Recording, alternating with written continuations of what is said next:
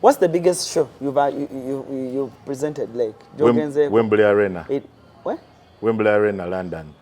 12,000 people. Abayimbi abasinga mu Nigeria bamanyi. Ate nchirinze nabo ba Two Face, ba P Square. Burna Boy even follows me. Burna Boy twachitandika nga Burna Boy nga yakatandika. Nga tula mu basi yaffe nga bebakatendereza baffe. Abantu tebakimanyi but I was the highest paid presenter in Uganda. Era abantu abasinga balaba ennyumba yange ne balooza mu 7 ya gym. Oyo muyindi Rajivu. Most of my jokes are from about my wife. Ate nsoka ze mubuulira. Madamu waseka kiba approved kiba kiyiseewo. Teri muyimbi asobola ogenda up country na charging emitwalo 2. Naye comedy twali charging emitwalo 2-3. Naye nga wajula we bati. Shoemu dakika 15. Like ezogende Nigeria. Yes. Nilako emitwalo gyo be 3. 2-3. The highest amount of money I got was emitwalo 4. Nigeria. Yes. Most of the videos I've done are for my friends. Dan Charenga. For Bobby Wine. Bobby Wine. By then nga tuli babade. Nema ne bintu bya politics ne biyingira. Nebanchawa. Oba Nigeria olumanyi. Olupijoni. Tosobola backbitinga. Nduwulira 100%. Bouncer was kid nagamba where you going. Ngangena mu room ye. Ne mugamba boss if you want to lose your call ate nalinga anywa nnyo. Nga binkubye ne ngamba bouncer if you want to lose your job touch me. Nze nyinza okukola she Nigeria. Omuntu mu audience nasanyuka nagamba nkuyise for lunch. N'ogende uwe ngayise mikwano gye 10. Ne mugenda mu auditorium baba ne auditorium mu maka gaabwe. Ne batula ne bagamba soko okoleyo show.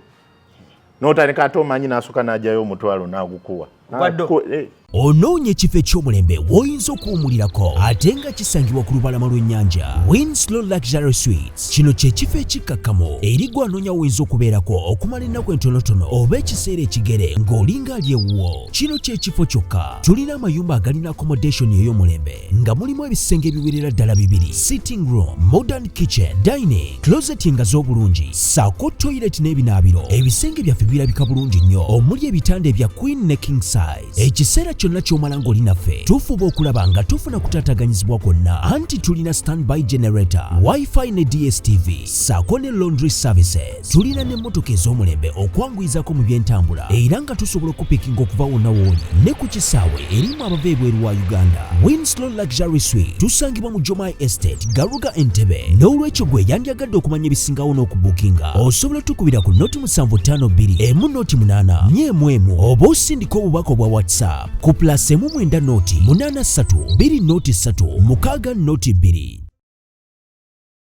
Kale nyongero baniriza ku mukoto CRUZ exclusive ALLANCRUZ gemanya nyongero baniriza ko yona gye musinzidde okubanga ate mutulabira mwebali nyumwe bayiridira tuli proudly powered by Modern Towels. Bagamba nti the towels oyina okubanga oteeka ku floor yo mu kinaabiro ku sink byonna gwali azimba simanyi kiki olinda. Simanyi waje bakubbira ate nga n'ekyaddala nti tiles zino bazikolera wano factory eri Jinja ate nga beetoolodde eggwanga lyonna gulu wa wonna wetuli ekintu kitambulira ddala bulungi nnyo. Modern Towels, the towels eziriko essaawa zino. Let's support our own. Mbane tusupportinga ebyaffe ate oba oliawo naffe tujja kutuuka ate kweri level gye twegomba bannaffe gye baliko naye nga Modern Towels mwebali nyuma bali ddala. Lwaki ngamba tusupportinga ebyaffe kuba kati olaba Modern Towels yeekwata ssente n'eziwaate ALLANCRUZ neddiza omwana w'ewaka okulaba ng'emusupportinga mu mirimu gye atambulira ddala ebintu bigende ddala mu maaso. Teweerabira Windsor Luxury Apartments yitawokko weebake kubadde nga abantu abalina apartments Airbnb mujje mulange naffe abantu bajje basuleko mu bifo byammwe bw'otalanga abantu tebamanya how beautiful your place is. Okitegeera langa ekintu kibeere ng'ate kitambulira ddala bulungi nnyo. Wano tutudde olunaku olwaleero bagiyita classroom lungi nnyo waliwo ebisula ebirungi bantu webaka abantu tebamanyiwa wooli wantu wasirifu neighborhood nsirifu ekifo kirungi nnyo. Salvador yandeesewo n'angamba nti ALLANCRUZ janguko wano classroom ate olabe ekintu bwe kitambula ddala. Olunaku olwaleero on the show I'm having the legendary comedian Salvador akola stand up comedy. Bwe twogera ku stand up comedy tuba balyazaamaanya bwe tutawa Salvador bimuli bye ng'akyali mulamu kubanga believe me abaana abakajja mu stand up comedy abamu tebalaba na ku mic check abamu tebalaba ku biseera bya Virgin Island ebugolobyawo abamu tebalaba ku Labonita ng'okwegatta obwegassi ku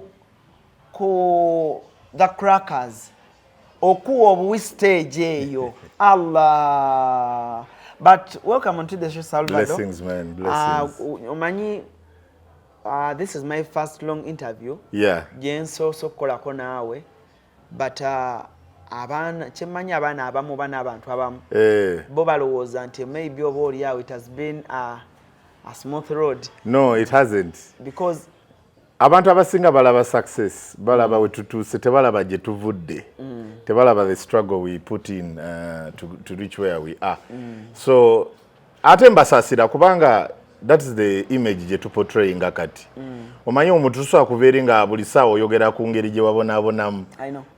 At least at one time you have to appreciate, you know what, that is the life I lived, this is the one I've created, and now let me celebrate what I am now. Kubanga kumwenna nga bwe mwali the likes of Alex Muhanji, Salvador, Emma Sebakijje, Kotilda, Omara, Napoleon, Kapale, Dolivondo, waliyo this guy Dicanio, the Brazilian.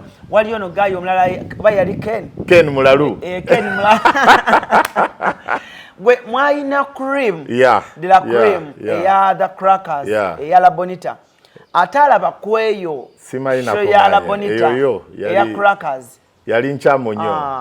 That was 2012, 2013? 2012, 2013, yes. Oh my God. Then the early months of 2014, before we broke up, before everyone now decided to venture into other things. But those years were different. 2013? Njijukira the likes of Atya the Vaccine. Yes. Ken Van Mook. Abo bonna bajja luvannyuma kati. Kati awo nga tubeera backstage. Naye nga ogamba balimpaamu ddi. Naye nga Mike Crackers okuwa stage eyo olina okuba ng'okoze nnyo. Stage yamwe yali nzibu nnyo yakugendako. Kubanga twalina abakomedian 10 ate nga buli omu fire. To the extent twali tutula nga tukola piki ponke ng'owandika obutabo obunamba 1 to 10 ng'obukanyugaawo kati gy'olonda yeyo position gy'ogenda okuperformingako. That is how good we all were at that time. Kuba twali wagamba ono yagalawo ono yatandika kubanga buli omu yali fire kati nga tukanyuga obupapula ng'olonda kakako ani asooka olonda kakako weba namba emu nga gw'osooka wadde nze Salvador weba namba 10 nga ng'osembayo. So that is how good we are. We were. Sincerely speaking, the crackers mwe mwaleeta ekintu kya stand up comedy okwongera okiraga abantu. Yeah, that's true. That's very, very true. Era omuntu waba tagamba ba crackers kati generation eno oli ayinza okulowooza nti comedy files yesinza okulaba but ezo zonna zajja luvannyuma. Zonna zaali the brainchild of the crackers. Show zonna ezizze zaali brainchild za crackers. Comedy files, comedy store, simanyi bali bagita ki stress clinic, zonna. Waliwo ne yabeeranga ku gundi ku eno club industry yabagita batya? Musajja wange yali ku UBC. Gye yali atandise. Ono gayi bamwitande. Yakolanga Celebrity Shield ku UBC. So natwala bamukebete ba Ken Van Mook ku Silk. Club Silk. Bali bamwitani yali reporter. Ng'akola entertainment ng'alina erinnya ly'ekisiraamu. Sara nnaku zino ali mu America. Yagenda America. So Salvador bambi mukoleredde comedy. Tugezezaako tukikoze ate naffe netugenda netusobyamuko ekintu ne tukisuulamu kwawo. But oyinawo olaba n'ogamba nti wano wetwaki kubanga right now I'm not offending anyone's brand. You don't. But right now nze nali ku TikTok awo olumu Salvador because today we are talking about comedy. Yes. Nali ku TikTok nenkola video. Nengamba ladies and gentlemen, bana etukkirize. Waliyo nights bbiri buli week. Yes. Buli week waliwo nights bbiri eza comedy. Ku Thursday waliyo Fun Factory, yes. National Theatre. Nengamba ku Wednesday waliyo Comedy Store. Nengamba naye amazima gali nti bw'oba walaba ku The Crackers and content gwe baleetanga day in day out. Yeah. Nga weesunga okukomawo olabe. Yeah. Nengamba right now bw'otunuulira Fun Factory balina the best content of comedy. Nti you can watch Fun Factory today n'oddayo enkya n'oddayo ne luli nga tokooyo. Now when it comes to ewammwe stand up comedy kuba bali bakola sketch. When you come to stand up comedy right now Salvador ekintu olabanga ba comedians bebamu content y'omu kireetedde abantu okugamba nti oba should we now turn our eyes kuba tiktokers abakola content nti ogenda okiraba nga tuli bulala bwe bakola show. People come. Okitegeera nate stand up comedian bw'alanga show yeetaaga amaanyi mangi. Kino kyenasese okugamba twakirinyisa ate ne tukisuula kati eno kategori gye njogerako ffe ba elder abakitandika breed eyo kubanga twatuuka ekifo twatuuka akaseera nga we were greedy.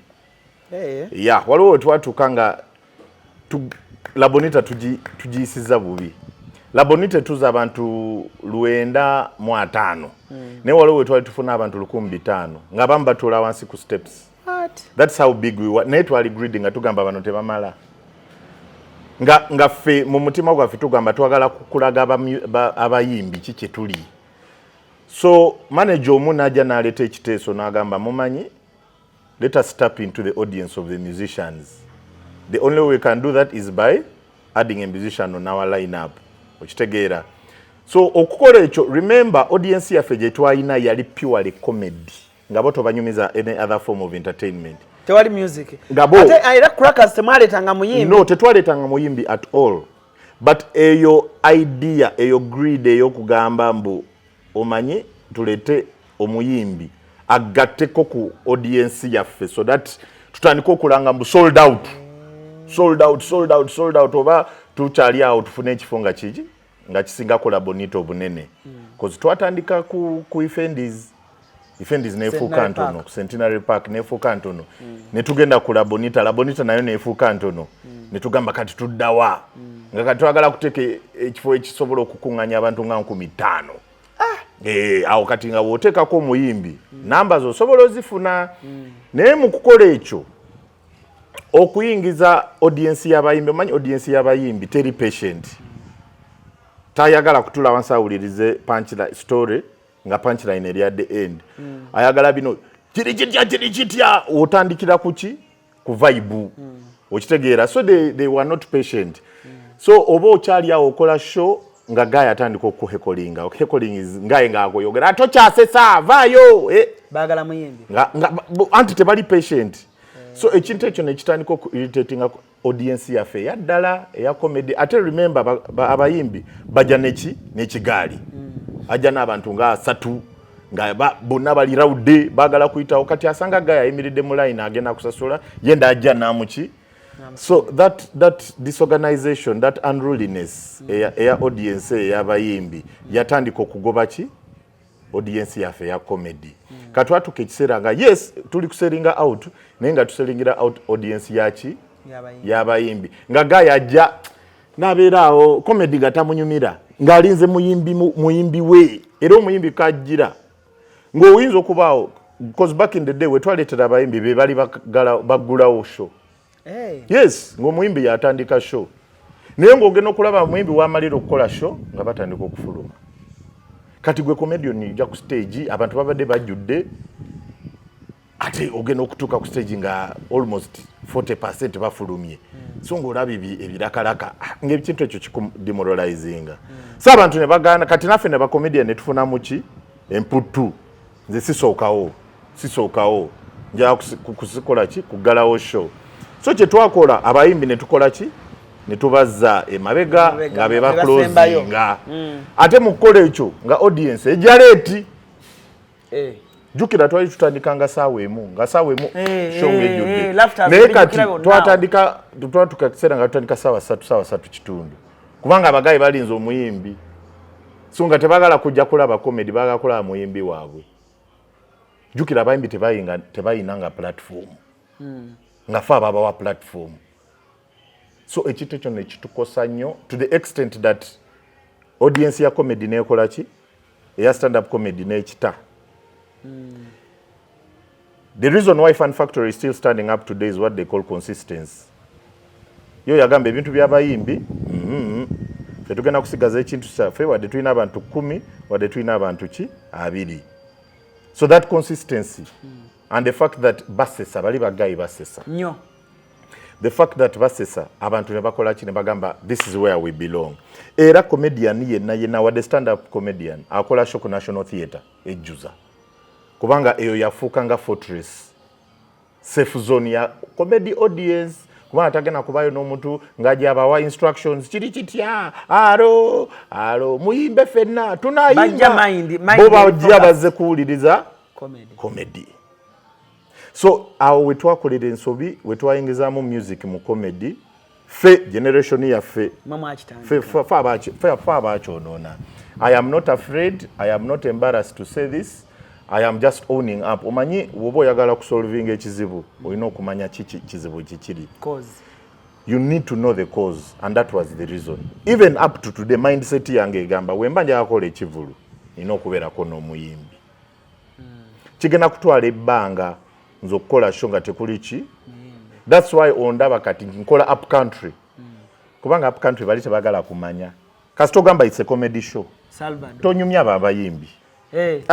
Bali dala mu north twakola shelira last year nga tutaddeko muyimbi yabaggalawo show naye kasita namala okuperforminga ko nze na highlightinga sheyo onamala okuperforminga netugamba netubawinga down omuyimbi yali ajja ku stage nga bagayi bafuluma netubagamba yi bagayi kiki mugendawo omuyimbi ali ku stage that one we see him every day, we know him, we know the songs, we know everything, we don't need to waste time. Bo balina amazima ne bafuluma omuyimbi ayimba ennyimba ezi bili nava ku stage kyokka nga tumusasudde okitegeera. So ekintu ekyo ne kituzaamu essuubi mbu you know what tukyalina audience yaffe twagala nga comedians era last year twakola 13 districts twava Mbale ne tuyita Ejjinja ne tugenda Mbarara ne tugenda Fort ne tugenda Hoima ne tugenda Lira tugenda Gulu ne tugenda Arua ne tugenda Soroti ne tugenda Jumani ne tugenda Moyo ne tugenda Yumbe nga yonna tukola ki teri muyimbi asobola ogenda up country na charging emitwalo 2 naye comedy twali charging emitwalo 2-3 naye nga wajulawe bati mu bifo bye comedy yali wa mutwalo teri comedy wa mutwalo paka kati wa mutwalo ne kula bonita comedy paka kati okufuna wadde up country kubanga tebatera tulaba ate the fact that baseko okuva we bayingira sawa 2 sawa 3 gaya aseka asigala ne memory for almost a year. Kankuze Salvador. So I'm owning out to the era. I would like to apologize to all the comedy fans. We did this, but njagala kweyanza bana abapya abatandise ba Timothy Nyanzi, ba Dr. Hillary, ba Okero, ba Kotilda. What the Kotilda yali legend naye Kotilda ng'omukazi teyafuna ki recognition she deserves. She is getting it now. So chekiva mutadde mu group empya kubanga she's trying to bring it up. Fete tukyalina maanyi ago kubanga kati fe tukolera sente back in the day twali tukolera passion naye kati awatali sente tosobola kulabawo Salvador. Wondaba ku show either bansasudde bulungi oba ndiwo okukola ki okutaasa ate okusasula bulungi tekitegeeza mbu that's my worth because nakyogera wano ku show yakasuku abantu ne bayomba yeeraga biki teri muntu asobola okunsasula sente zange kubanga me I fly abroad and I do a show for like 15 minutes and I get money that if you combine everybody who does shows here in Uganda tebazifuna wadde bayimbi. Yes, shame dakika 15 like ezogende Nigeria. Yes. Nilako emitwalo gyo be 3 bidi 3. The highest amount of money I got was emitwalo 4 Nigeria. Yes. So tuliawo era that's why wano nga DJ Nimrod yagenda nagamba Salvador takyalina bivulu takyakola show ne Kampala sikola show because ne Westa kola show shemu eyinza okuntwala almost emyezi 3-4 nga sizeemu kukola nga seetaga kukola kimpa obudde ocreating. That's why show yange gyengenda okukola guno omwaka mu October nga 8 celebrating 15 years abantu bagenda wulira ebintu bye sitayogerangako in my life ate ngenda kwogera ku bintu ebi affecting Uganda.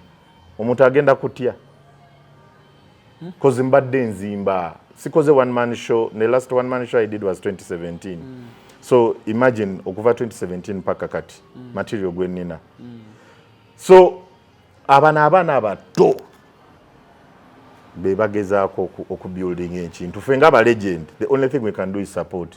Omwana ajja n'asaba advice n'asabayo ka center aka organizing n'asaba appearance. I will show up kubanga tebasobola kunsasula so I show up because they are doing something right. They are trying to bring back the love for comedy and I applaud them 100% because right now comedy is dead. What they are doing is to try and revive it and they're on the right path. I think I've missed only 1 or 2 of his shows.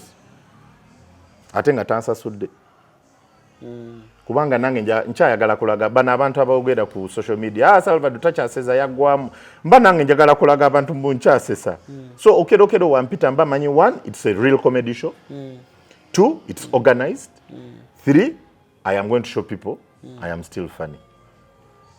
Kankubuza ekibuzo Salvador simanyi observation yange yenfu but when you see Salvador Hillary Okero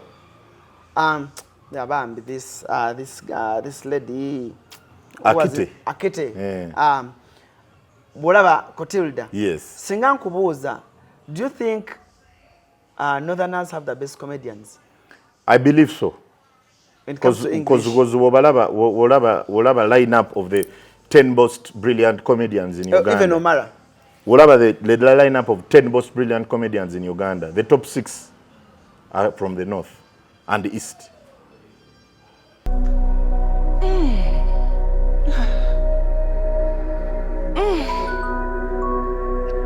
Zino ze bayita batya? Modern tiles. Onoonya tiles ez'omutindo nga mpangazi ezitasiiwuuka nga ne design yazo ya njawulo nnyo. Funa Modern Tiles. Modern Tiles. Omanyi motivation ya comedy wowuliriza stories aba comedian abasinga nava mu kubonaabona twali banaku kiki tuyina passion tuyina drive tetwagala kudda gye twali so and experience ze tuyina mu bintu bye tuyiteemu ng'abantu zisesa ziri funny okitegeera we are the minority ekyo kyonja kyogera with authority we are the minority regions ezitafunyeemu mu mulembe guno ne mulembe gwonna region ezitafunyeemu so tuyina story ezimu zisesa ezimu zisa oluusi waliwo Kevin Hart yakola show bagita Laugh at My Pain that is the motivation we have nja kunyumiza ekintu nga kikusesa naye nga kinze kyannuma kyampisa bubi naye kati nakiraba ne ngamba this was something to make me stronger so laugh at my pain and we have a lot of pain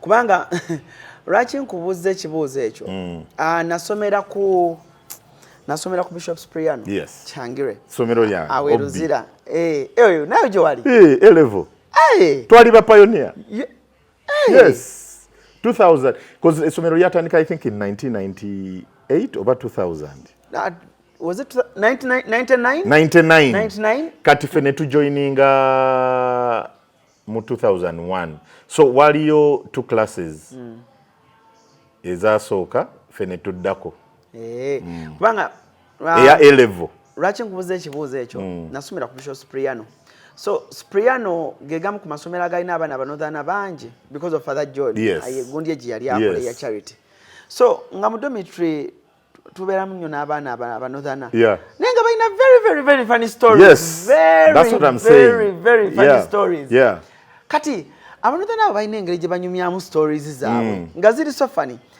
kati mukula wano nzija ndaba comedians banji abava from Acholi and I'm like yes wamba bana bitwalina kusoma now they were very funny. Omuntu abonyebonye omuntu omunaku yasinga okusesa omuntu abona okufuna engeri omugati gw'okulya gwe olaba stories abagayi ba boda bagayi bali basesa olaba bana abayimbi abavudde mu kubonaabona ne be basinga okusanyusa kubanga agamba sisobola kuddayo gye nava ate ekintu ekyo wookyerabira awo otandika okumesingira up era olaba omuyimbi yenna yava mu nnaku n'atuuka waali ate n'agwa manya yeerabira gye yava zisobola kwerabira gye nava. That is why every show I do, every performance I do, it's either I feel like it's my first and last. I don't give it an opportunity to go down. My best competition is my last performance. Era wenchikuba last season neteka ku pressure. Wenchikuba lero show yange eddako mbandi ku pressure. Kati wano nkubyewo ntyawo kusingako we nakubye. Serena najikubye nenje. Kati njagala Serena eyo njigalewo nga teriyajja. Ate kati Serena ogikuba n'ogigala ng'ogamba kati nkoze ntya okukola ekiddako. Okitegeera. You don't want to be where you'll always want to be better than your last performance. Abatulaba abalungi oba bavuka abatulaba. Salvador is a professional engineer. Yes. Engineer no bano telecom engineer. Telecom. You're right. Salvador is a telecom engineer. Omulungi ate nekyo just to reiterate fe bali ba pioneer ba course ye Makerere. Hey. Fa bagitandike Makerere were the first lot to be admitted ever in the history. Ya telecom engineering. Telecom engineering yatandikira mu mwaka gwaffe 2004. Kakati kembade ndeta kakano. Salvador oli engineer professional. Yes. But ate right now you are proud to be a comedian than being proud to be called an engineer. Yes. Kakati oli muzadde. Salvador kuno tulinako abaana abatulaba, tulinako abavuka abatulaba. Ozonnya story of how you dropped engineering. Yes. Ku MTN n'ogamba ebyammwe bibino and how you entered into comedy. Into comedy. Story ndowooza efaanaganamu katini neya Arthur. Ne Arthur naye yasulawo omulimu gwa MTN. Yes. Najja mu comedy. Oli muzadde eri abavuka abatulaba. Salvador, stand up comedy strictly. Mwe mukoze mutya okufunamu. Oba oli awo eriyo omwana ng'ali akola eno n'eno. Naye tubalaba muli bulungi. Tubalaba mu flying from this country to the other country. Salvador, you're one of the Africa's greatest comedians. You're recognized in Africa. Ne wabweru Africa. Naye omwana yeebuuza nze byonna mbikoze.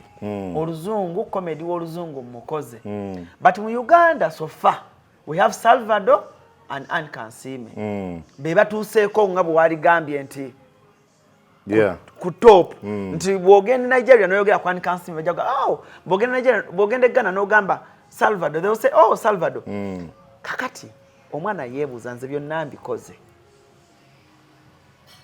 Naye kati akatiba kaliwa eggezi lyonna liriwa Salvador. Awo waliwo kyabatakoze. Waliwo kiba kibulamu. Essala asabye. Essala lyokka terimala. You see, there is what they call consistency. Olaba we nkugambye mbu me when I step on stage, in my heart, it's my first and last performance. That is the idea I have. That's why I give it my all. Waliwo wetutuuka and we become too good batuwanye mu social media, batuwanye ku stage, ne to becoming comfortable. We stop writing. We stop doing this. We stop kugambye mbu omwana omuto wakola show nampita. Mba nange njagala kulaga mbuki nkyasesa. Kubanga omwana oyo alifane kati bw'ojjanga omanyi nze ndi star. Ne bwe sitakola nnyo. Omwana wampita like Dr. Hillary oyo. Njagala nnyo okutambula nnyo nayo. Manyi lwaki? Anteeka ku bunkenke. Because at the end of the day, Hillary yagenda okustandika show. Nze njiggale. Naye oyo omwana bw'avira ku stage. Ng'enduulu zivuga wali. Kati nze nzije nfe sisobola kikkiriza. Okitegeera? So, if you lose the passion, if you lose the reason why you do what you do, you will never make it. Abaana balaba ebintu bye tulina ne balooza bijja because of luck. No, hard work. oyo Kansime oyo golaba. Kansime was not just sleeping because she's funny. Kansime has worked hard. Right now she holds the record for having the first roast in Uganda, in East Africa. Sheyo je yakola. Abamu tebakitegedde bagana bya musaze. Bantu tebategeera. Omanyi tutya kye tutategeera. Tutya kye tutategeera. Ate ekifo ky'okubuuza twagala kola ki kivumirira. That was one of the best shows I've ever attended, I've ever been part of as a Ugandan, because it brought a new aura, new vibe in the comedy scene. Kitegera. Yaleta something new. So tetutula wali ne tugamba Salvador na chikube Nigeria abampita biki katika nkunyumize. Now I last went to Ghana in 2018. Not because I was not funny, but because I had now become too expensive for the promoter. Kubanga buli mwaka nali nchikuba. Ate buli mwaka sente zange zeyongera. We natandikira ku 10,000. Is that dollar? That was 20 over meka. 2015, 2014. 2015. 2016 omusajja nampita. Nezoyongera kasanvu. 2017 nezijja ku mutwalo. 2018 nemusaba ogumu ekitundu. Ate nakikubira naddala. Musajja nagamba musajja gonzise. Nembuza kiki nagamba kati abantu bakwagala naye kati sobola kukola ki ku affording because sigena kucharginga sente zina charginga luli. Kitegeera. Kubanga buli mwaka naye ayongeza ki entrance fee. Wa buli wateka kirinya Salvador abantu banga bakola ki bajjula. Songa naye ayongezaamu. Ayongezaamu ekikumi. Okitegeera. Tebo yali ate bagaye beri balina sente zaabwe. Bo tebo zaabwe zirimu dola 2,215 n'omutwalo. Tebo. Bantu 10 ate bo baba bantu 10 agiguze mutwalo. Ku Nigeria gani? Shows a basket mouth ziri kati gumu kitundu emeza. Gumu kitundu ogwachi. Dola. Salvador. Natunda tebo nga 5. Ish. Atompa kanyiza.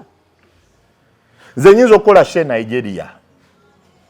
Omuntu mu audience nasanyuka nagamba nkuyise for lunch. Nogende uwe ngayise mikwano je 10. Ne mugenda mu auditorium baba ne auditorium mu makagabwe. Ne batula ne bagamba soko koleyo show. Notandika atomanyi nasuka najayo mutwalo nagukuwa. Naga kola dakika 5 just osese ku bakwano bange. Mbadde mbanyumiza engere gyose samu. Ate kola joko zirize wakoze jjo. Ngokola ngakuwanga akuteka mu motoka ye ngakuzayo ku hoteli yo. Nyonyonyola bulungi Salvador. Nigeria ezo show ze tukulabako. Basasula table. Gumu kitundu. Ogwa dola. Eseza zino table ze tula round we bad. Baba baddo. Olira amanya agabera obakubana. Bebagula amameza. Dango tayinzo gulanga nya. Lazigulide bantu ba ku mulimu. Era otuka wali olaba sente ngoli ku stage olaba sente bagayi bajja ne sente ne basiteka ku meza. Bweziti bando bomusanyo sanga genda ku show yange je nakola in Nigeria eno recently wano ya AY laba mu comment this is a pure comedian, he didn't ask for money, wali sente is wano olaba Maria kyasabiriza sente ate eri kizikika gayo omusanyu sanga afunanga $10,000 mu naira bozi ba mu bando ngakuwa bando kwa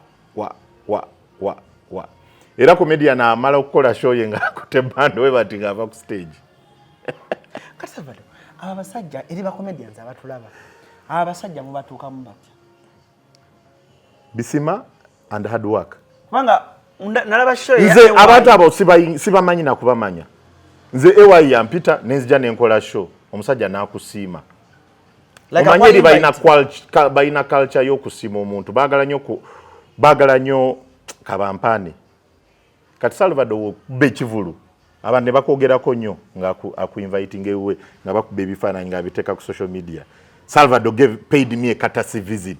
Abantu kabagamba ono guy wakabi olaba achaza Salvador. Wanga Salvador mwana abaana bakoze comedy wano. Naye okukatinga cross. Also ekintu kya professionalism katolaba mwana ffe twalirake before we started, before even we ever stepped on stage, batusomesa ba comedian abakugu bava South Africa. Twalina kye balina boot camp. Twagikolerawo ku Mosakot. Week says bamuhanji. That's why you hear those names are still doing well up to today. Because tulina kye tumanyi. Nze Salvador ngamba kola dakika 5.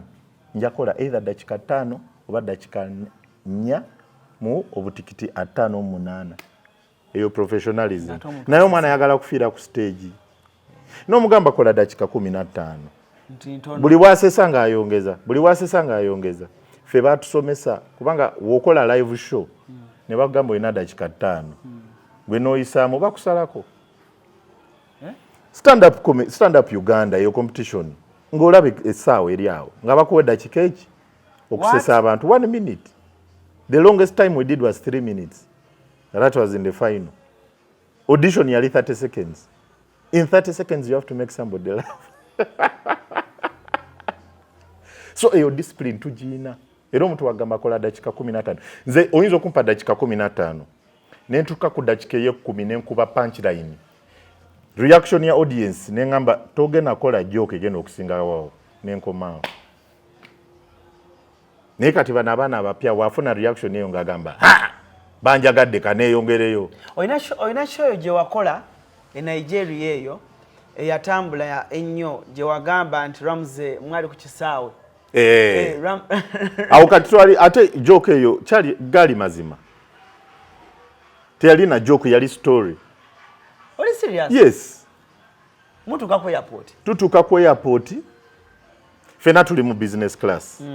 Tutuka ku airport agenda okundaba nga ngenda muki mu immigration. Nambuza sebo ogenda wa. Ngamba ngenda ku immigration nikufuna. Nangamba twali munyonyi yemu yali Uganda. Yali aze ku bintu byaki ebya Humphrey Rich Hand. So okuddayo ne tuddayo fena ate ko muzenga yakafa. Muze yafa ku Wednesday. Ramze we yagire waka. Ku Sunday nga tuli kunyonyi. I mean ku Friday nga tuli kunyonyi yemu. Nga tugenda Nigeria. Eyo show generally ngendo kole ya AY. Yali ku Easter last year. Ramze nangamba no Salvador, you a star. You can't make a line. Nengamba chichi. Nangamba come here. Nantwala mu lounge. Nengamba my luggage bichida. Nalaba musajja ngaja, hello sir, how are you sir? Nengamba me, your passport sir. Nengamba my passport doesn't have a visa. Omanyi visa zawe katosobolo zifuneri. On arrival. Ne you apply. So you just on arrival you never jitekamu. Musajja nanzijako passport. Ne mugamba my luggage nangamba mpa ticket ye liko luggage tag. Najitwala. Ne ntulaawo. Amazzi ebyokunywa tutudde mu lounge bali bakola. Nagenda okulaba baga yange. Passport ngerimu visa. Nga bagamba pass here. Netufuluma omusajja nangamba kanku dropping. Ne mugamba katiko ekigambo serebu nga kiyingidde mu mutwe. Ne ngamba bankima. Nange nalinja amulaga mbu ate yankima teyagira mu Uber. Mu Primoza bwe bazita Camry. Kamoto kanga kafute kaina na SC. Chokaramu za agenze nezi V8. Eri serebu abaserebu aba musician tebayita mu line z'abagundi. Mu line z'abantu abali ordinary. Kubanga sente ze baleta mu bwangu. Eshira AY ejo wagambirako nti wazze AY nga tebakwatagana nani? Yeyo. Ne basket mouth. Ago nago gali mazima. That was the first show that basket mouth yali mu audience. Hey. In over how many years? In over 20 years. Era from that show je bakolako shene ewedde ku Eastern. The bajita the like Wild West, the good, the bad and the ugly bichi. Era it was the legends basket mouth AY negayo mulaba mwita I go die. For the comedy industry wano bamanyi nti the hardest country okukkiriza talent etali yaabwe is Nigeria. Yes. Naye gwe ogenda mu Nigeria ne wenyigamba AY ne wenyigamba basket mouth ne wenyiga mu batopu baabwe bonna bonna ba stand up ate nabo n'obalaba nga bakurecognizinga ne bw'okola shows wano tubalaba nga bazze okozesa katiba ki si katiba omanyi ate n'ogenda n'onyumya ebyayo bennyini bagamba when you go to Rome behave like Romans. Behave like Romans. Nze bwe ngende Nigeria nfuka mu Nigeria ndi emmere yaabwe fufu pounded yam ne afang soup okumanya njagala nnyo ne bwe ntambula Kenya wa I order for Nigerian food nafuko mukubo sabalaga mbu bandese ndi foreign artist ndi celeb ndi different nga wetugenda mu kabala nga ate bo by the celeb bagala nnyo kunywa mu bufunda bagala nnyo bena obufunda nga je tukakubira ate olulimi nenduyiga mangu pigeon tosobola kumback biting kati nga wentula nabo nga tebafuna buzibu kola ki okuvunula nga obogere ekintu ne kikwatayo nga nseka naye nga nzira mu luzungu naye nga nkitegedde okitegeera olupijoni tosobola kumback biting nduwulira 100% era ntulawo nga banyumya nga nseka nabo olusi beerabira mbu siri mu Nigeria ne batandika okwogera nange mu lupijoni guy nagezako I was saying nemugamba I've understood. So they treat me as one of their own. Bagaya abasinga agamba nze ndi muna Uganda asiba mu hoteli tatambula nako tabera nabo tagenda mu bufunda bwabwe taba kati nze enyumba ya basket mouth ninganga askari anytime I arrive banyaniriza askari amanyi Salvador tuchiri oyo muntu ndi muntu wa waka tebampisanga mugenyi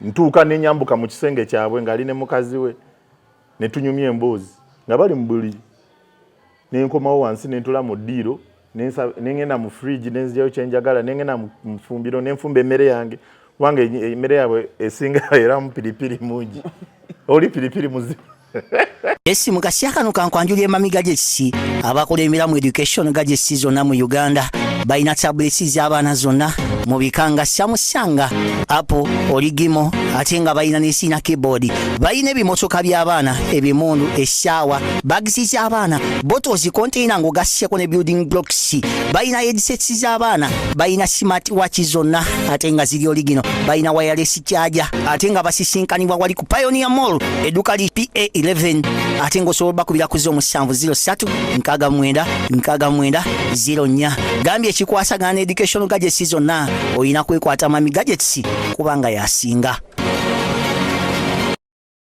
Nigeria. So nabalaga mbu ndi omukubo. I am the only artist in the world, leave alone Obachi, in the world who has been to more than 15 states in Nigeria. Ne state webatayogera luzungu I've ever performed there. Baina mniseti ngati wapi tubogera luzungu? Lumu omusajja yayomba nga ndi ku stage. Nangamba nve ku stage. Kubanga nayogera nnyo oluzungu. State bagita bakaliki. Atyo. Okitegeera. So nabalaga mbundi one of them. E Kenya wengenda wano Kenya. I show them I'm one of them. Bwengende Rwanda I show them I'm one of them. Netwala mu balanzeka. I saw the Church Hill show. Hey. Netwala mu balanzeka, no security, no what. Gaya kula nagamba. Ola guy yesa bwat. Ono guy wakabi. Ono muntu waffe. Kunsizo otambuddemu Africa zo performance ba comedians ba livinga bulamu ki compared to bwa wano andolowooza lwaki obulamu bwa wano bakukaluba oba ngambe ki mwana munsenda ne Kenya wano ne Rwanda wano ba comedian abakikuba kati bali ku level ndala in Rwanda in their own countries naye wano tuchali because first of all culture bafuna mu culture shock stand up comedy yakatandika wano juzi so yali culture shock ate tuina this mentality mbu comedian basirusiru bakazanyikirizi abasirusiru now the interview joke ya Nimrod ngagamba first of all comedians are foolish, they are stupid people. That's what he said. Yeah, they are stupid people, they are just there to make people laugh. They don't understand that there's a lot of intelligence involved in making somebody laugh, especially in this country we are in. what we are going through as a people, from government to the economy to everything. No imirira ku stage no sesa omuntu n'aseka neerabira ebizibu bye ku that moment. Oba weetaaga a lot of intelligence. Man, nze nagenda twakola show e UK. Nga nzaggalawo show. Yali abana Uganda? Yaba Nigeria, nze sikola show z'abana Uganda. Abana Uganda bazaala banyo. Simbo no bachi abamu abasinga. Bo baagala mbu Salvador bw'abazze tukoleremu. Salvador bitano mukaaga. Ana ate sicha sente. Naye embeera you rather treat me well than pay me. Naye ayagala kutwala yakusuze mu nyumba ye. Oba akusuze wa mukwano gwe. Wosaba hoteli ngagamba weeraga. Okitegeera. Professionalism teriiwo. So mugende UK. Tugende UK nendaba line up nga nzaggalawo show. Naye nga buka upcoming bonna obujja V8 Range Rover bakoze eki aze ne merchandise ayina t-shirt ayina hood zatunda ezize ayina DVD by then nga bakosa DVD nenga ba Salvador kikyoliko kikyolina kikyotaddewo omwana upcoming yakakola comedy for 6 months 1 year naye atuza abantu mutwalo. Okay, they are blessed with numbers, but still that doesn't mean that they are not funny. Okutuza abantu mutwalo si kyangu. Bo bakola show egi omwaka. Oyo ewa yakola show ye ku Easter. N'abiva. Oyo mwakimanyi. Nadda ku birala. Tadda mukola show endala. Woba otunda table ya omutwalo gumu kitundu ogwa $1 n'otunda table 10, table 2, table 3. Oba tokikoze tokikubye. Mwana ntula wano ne ngamba kati nze bwe ngende weeru engeri gye bampisaamu ebya Diamond biweeru eri bampa ne security emberako 24 hours ne nojja wano no posting akantuko guy ayina 100 MB n'akuvuma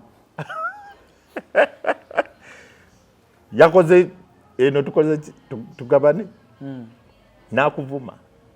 You are toina choina wagwam no gamba now look at this man. Era mbere nakubuza baga Salvador yagwam mu booking zote bazirabe Kampala. Kati banaziraba jani asobola okumbukinga wano. Tewali asobola okumbukinga. Mu Kampala muno. Salvador era nkola corporate parties. Nkugambye bwe nkola show wano ya comedy wano mu Kampala. Either bansasudde bulungi oba nyamba mikwano gyange. Kitegedde. Simbo no neeraga but ge mazima. Oluso oyogera amazima omuntu agamba weeraga. Akantu ke wanyumya n'ogamba nti Pastor Kayanja yakuyita. Yes. Nagamba nti Salvador, how much money do you want? No soka no otya namuno ga amusumba. Katuufu. Story yo ntuufu. Kyabaawo n'ebimu nagenda na nembi. Kalike wagattamu. Waliwo bye nagattamu bingi. They give me your money. That's now where the punchlines the are. Punchlines are. Next story, I hosted the event. I was the MC. They paid me well. Of course, not all that money by then. But they paid me well. They took care of me. And it was a beautiful event. What's the biggest show you presented? Like Wembley Arena. What? Wembley Arena, London. 12,000 people. Wembley? Nkoze show wano mu Uganda abantu ze batamanyiko.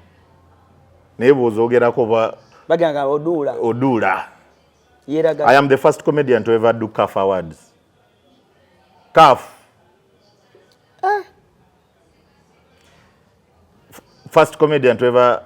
First East African comedian to ever perform on the AMVCAs. First Ugandan to ever go to Mauritius to do a show. Mauritius. Bintu bingi byenkoze abantu bye batamanyi. Nakolako show Bahrain. Ngokola bana Uganda.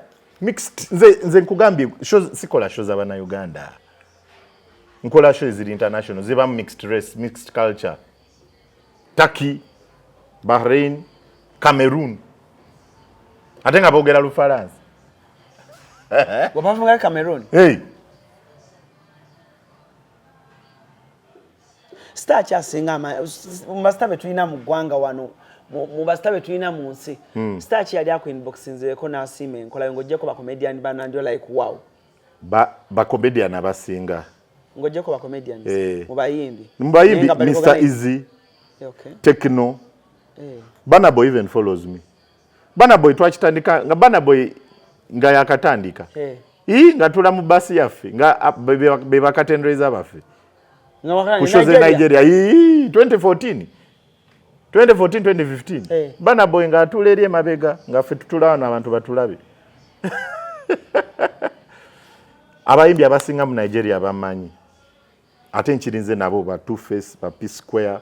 That's why we bajja wano mbasagala nnyo basemberera kuba omuntu omanyi Abannayuganda batandika okwogera abefasa biki ayagala butaala biki. Kusho ya Burna Boy gye yakola wano yandaba nampa esaati ye ku Sheraton awo yakulaba yandaba n'asanyuka nampa esaati ye. Nagende Dubai Wizkid nakatekayo ne ku Instagram. Natuka bounce wa Wizkid nagamba where are you going ngangena mu room ye ne mugamba boss if you want to lose your call ate nalinga anywa nnyo nga binkubye ne ngamba bounce if you want to lose your job touch me kaya nagamba no gaye ngaye aina amanyi so nagenda na yagula obuguzi we batologi Wizkid yali akirinze nandaba na ogana najanga dduka.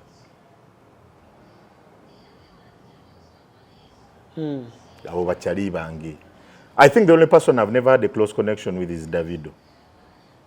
Ne Burna Boy twali tukola fena, Wizkid tukoze shonga monana fena, abo ba Techno, P Square, ba Tiwa Savage, ba ono Ragamuffin, Papato Ranking, Timbaya, Two Face, Bona, MI, Ice Prince. Wengende Nigeria gwe ojolabe. Jogendeko nange ndabe. Buli wenyingira mu kafu basanyuka. Banda bango mukubo. Olesinganya kutevanwa. Sinaba. We have never met, but we have done the same event in South Africa. Hey. But we have never met.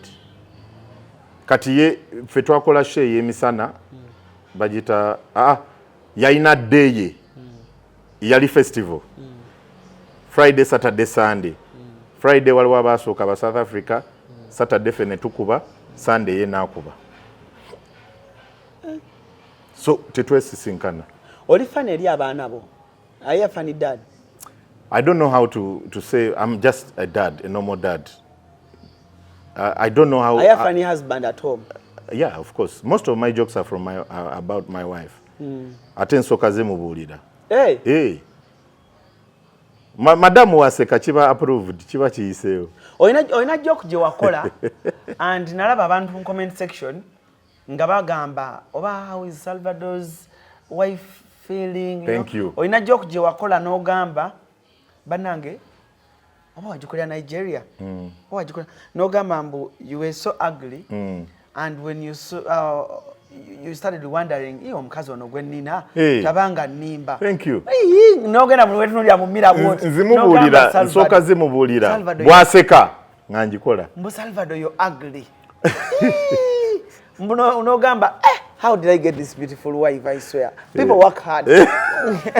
Chitufu. Nsoka nenjimubulira joke. What my wife we met before I became a celebrity. Sure Salvador. Then also I'm speaking in tongue. This is Kati. Speaking in tongue was which year? Was which year? Was in that 2011? Kati we met in 2010. One thing that people don't know about me and my wife. Daphne. Miss Daphne. Daphne is the longest relationship I've ever had in my life. For obvious reasons, she's my wife. We dated. The last longest relationship I've ever had with another woman was 3 months. Nze we nali kwemutie nali sirina mukazi. Nga nina bano benda banenjagala nengezako bakwana 1 week 2 weeks ogenda okuwulira mbu ali lubuto musajja mulala kati before Daphne waliwo omuwala yegwe nali mmanyi ngenda okuwasa kubanga nze man I was serious. I was not playing around. Ante culture ya mwera we don't play around nafuna kati we nali naye mama we Once the mother didn't approve our relationship, kubanga nali comedian. Hey, the mother didn't. Me, if your mother, kubanga sagala buzibu ne ba mama, tata we can kufafagana. Naye mama wabata kwagala. That is it. Teri kintu kyosobola okukola. Nanga ino tata we can kufafagana. Kati mama wa Daphne, oli chali wange. Era ne Daphne bwasobya cha, basoka kuba ye. Nga tebana okunnenya. Oli chali wange. Blood. Era olaba nga tunyumya oyinza okoloza chali wange gwetukuze naye. Because she's not very old. She's young. She's 50 something. She's young. Naye tuba tunyumya oyinza okoloza sister wange mukulu. Tubonga tukola ki kati oyo bade wange. Ye kasita we approving a message. Nengamba Daphne kiki kisobola okunnemawo. Kubange ekigenda okusanyusa Daphne nkimanyi. Naye kisanyusa mama. Bamama be basinga okulaba omutima. Mama alaba omutima, talaba sente, talaba kyalaba mutima. Alaba character. Ne Salvador kankubuze nga nange mva kweyo joke. That's why tusobola kuwulira Salvador akoze eki, ayenze, abadde n'akakazi akoze eki. I chill with girls, ne tuogera ne tunyumyamu. Because I love company. Ate sometimes bwenfuna jokes zange. So mba n'emikwano gyange emiwala. Naye mbu njikwate njitwale oba muloji oba njitwale oba njikole ki. Waliwo obufaananyi oba gwabutta oba gwoyabuta waliwo akafaananyi kewata ku internet akatera okudda ng'oyambadde omujoozi gwa Seno ogwa Otto. Omuntu agamba Salvador abo yali afaanana. Yes. Hati omuntu ajja okuseeza zoonyumya oluusi naffe ne tugamba naye mukama Salvador wali okwana Daphne. Kwa Daphne mukazi mulungi. Daphne mukazi mulungi. Ananga waliwo nebuza nga naye Daphne wamugamba ki? Simbuno bana mugamba ki? Nali sifaanana bwentyo bwe nakwanira Daphne. Nali almost I had already because wait natandika gifuna mu 2009 mu stand up comedy. Aho nga kasente ke mutien katandisa okuvaayo kati. Aho wait when natandika gifuna 2009-2010. I met Daphne towards the end of 2010. Kitegeera. Towards the end of 2010. Ekintu ne tukifu n'abulamu awo 2011 manyi nako kalika yaye. Kalika yaye. Tannaterera naye kali ono guy future wayite wani. Walolu kamenya omutima nali nkyaka kwana nganze ndi serious era Daphne when nali mukwana nze nali in love. Nga nsobola nagenda out because ndoza Daphne kati lumu ne mukwena mga baby tugendeko out campus night kali yali mu campus actually yali tali mu campus but she was supposed to be in campus naye nga tasoma ebyo somero yali abivuddeko after 6 nangamba nakolona nokola mfa omutima ndekumi ningamba nzije nkulabeko ngakola envuge motoka yange yemutie ni pick up nangamba nedda nja kuba bulungi mami ali wanandabirira nakujanzibwamu nempulira nga nze nampeddemu amaanyi neba muhanji kolo nga tutambula neba muhanji bomara ne bagamba Salvador tugende tukukakanye tugende kuki ku campus night tukiringe ninga mwana omukazi wange mulwadde nze namme mpeddemu amaanyi kankiringe ne balemerako Salvador tugende oyinza okufuna kumanyi bo ne muweereza message ne mugamba manyi mpulira sagala nakola kintu kansigale waka neba gundi ne banemerako ne ngamba owaye tunakola ki tugende laba wenzigula we lujinga ali ku dance floor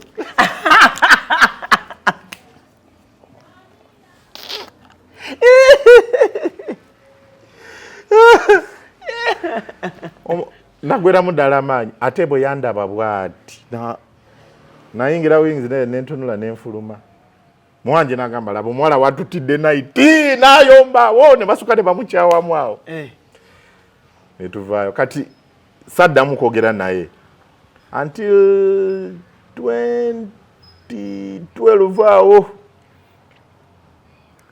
yakomawo nadda netutandika okwogera kubanga yabula nemumisinga ate nga saayina namba ye erinya eryokubiri nga sirimanyi namanyika just Daphne nenonya Daphne nenonya ngambuza mikwano gye wono omwalo wa Brown oba zero we yakomawo kati na link omanyi bino ebintu byo scrollinga mu Facebook ndaba Daphne Frank stock ngamba chichi nekebere ifananyi nga yeje nemwerezawo friend request naji accepting ne tutandika okwogera butto kati we yakoma college yagenda Abu Dhabi waliwo anti wewe yampangire ogenda Abu Dhabi kubanga ebyesomero yali abivuddeko we yakomawo ne tutandika okudatinga butto ate kati awolavu neddamu kati we yakomawo yali akuzeekuzeemu nga ali makiwange enzindo ze mukubye yatereramu awo we yakomawo nga awo ne tutandika okudatinga before we knew it ali lubuto kubanga nze I was serious owe natuka nga kati njagala wampeta nga nze sagala kintu kirala njagalirawo mukazi owokuwasa kitegeera ko sente zange zonna ezisinga zaali zigenda mu bbaala zigenda mu Is that in your manager? She was before she traveled. Hey. Yes. So now she's the international manager. She's my international manager. That deal was zoneza international yazikola. Daphne yatandika okunfunisiza sente ezenene. Kubanga nze nina ekisa. Omuntu akaba Salvador nyamba ne yogera ne manager oli talina kisa. Daphne akugamba go hiring umumanyi. Star. Yatekawo embeera. How does it work when your wife is your manager? I used to think it was a very hard thing, but it is actually quite easy.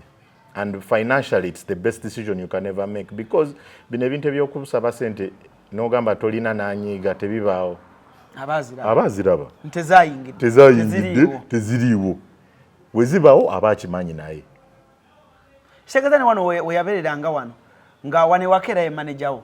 Ne wano we yali wano. Uganda nga yali negotiating adero okubira Daphne.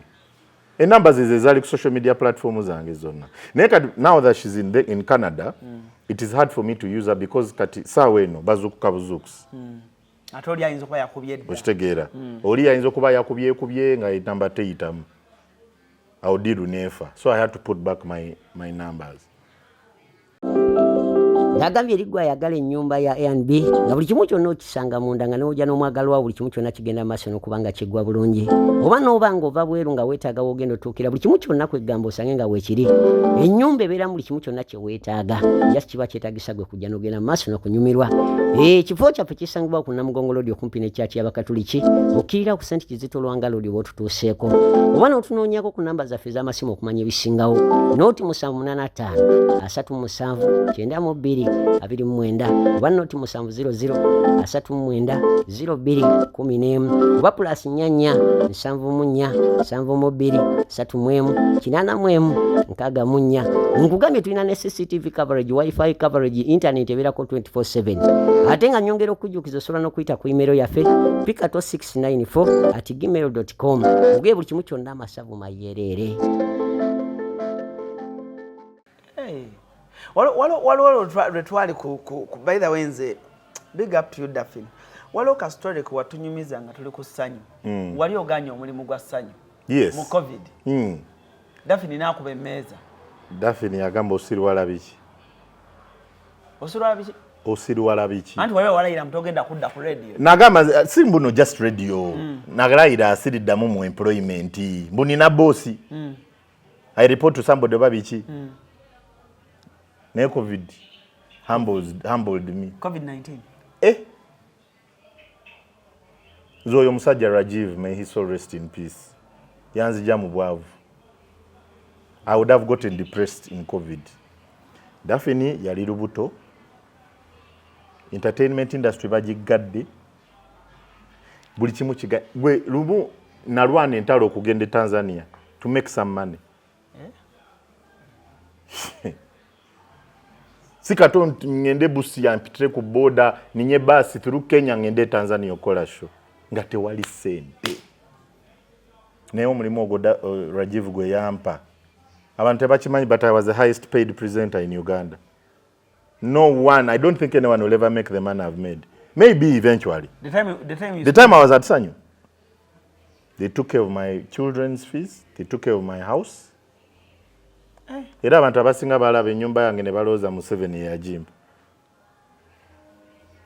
Oyo muyindi Rajivu. Rajivu yakuwa ennyumba.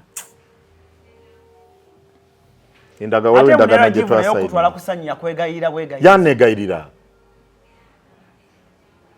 tunyumize tutula mu room ya contract nangamba kati what do you want ne mugamba kati nze sente ze nali nkola when I was a stand up nze kigeno kunsibya wano sente by then I had not understood the impact, the magnitude kubanga nali nakava kola Africa Laughs ngankyalinamu akasente mu account kitegeera so nali siri munyo nga seguya so ne mugamba nze bwengende bweru nkola omutwalo mutwalo gumu mu dakika 3 naye wano oyagala ntule bulijjo sawa 4 buli lunaku sawa 4 ate onsasula omwezi si buli lunaku kati tulina okwogera mu range eyo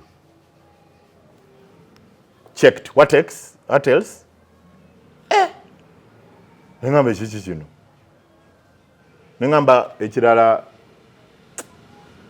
abaana oteekawo kiremesa nengamba nga nze ngezako okutekawo embeera nengamba abaana fees biki nagamba tugenda ba basari Kampala parents check what else nengamba kati madama ali lubuto wembeera kafo katono 2 bedroom nengamba look for a house come and tell me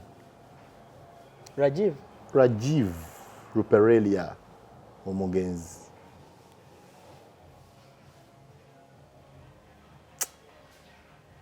era yanuma nnyo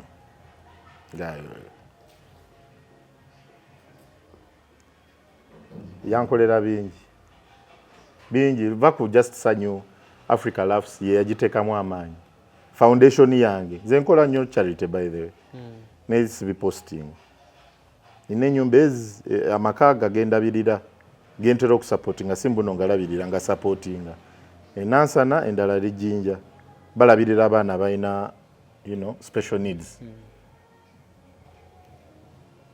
when amugamba ntandise foundation yange nampa milioni 3 nagamba tandikiraawo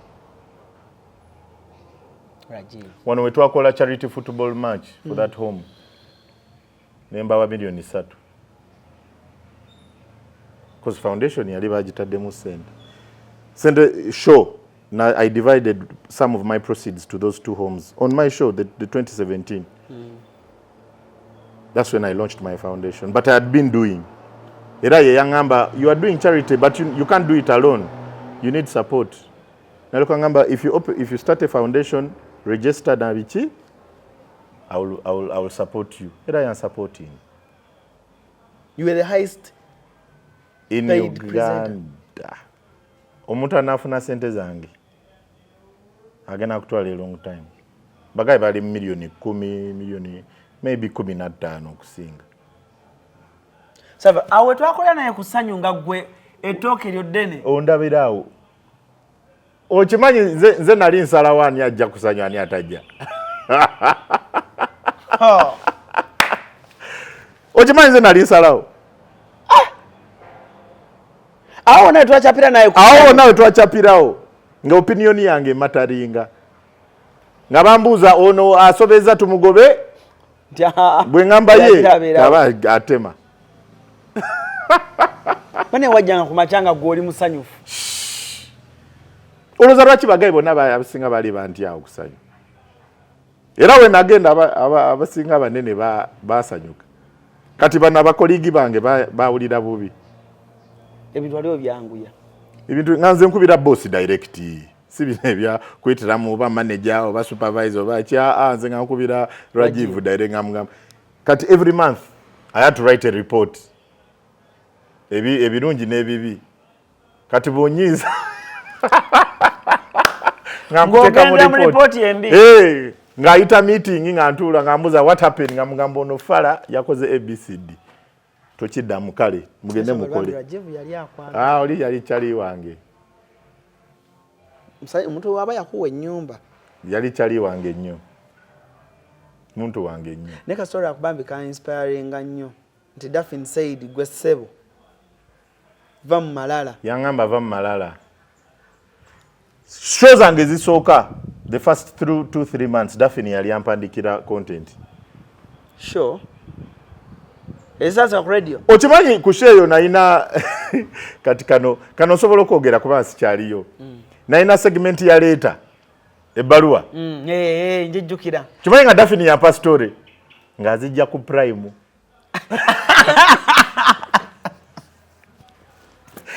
Ngaze nzikyusa mu luzungu. Aba 7th day. Omanyi mu 7th day. Bawuliriza nnyo prime. Ngawuliriza story ngajimbulira nga nze njiteeka mu luzungu. Ng'abantu kusanyu bafa bagamba kino sikiwuliranga nako. Anti corporate. Corporate tebawuliranga ebyo. Ne wansi bawulirayo nnyo. Nga bawuliriza nga bagamba you mean this thing happened nga bakuba masimu bakola biki. Daphne yali ampandikira. Era nga buli wenzerayo nga ngamba waliwo story eno nga ngisoma nga nange nkwata ku mutwe nga ngamba kiki. Nga njivuunula nga njiza mu luzungu.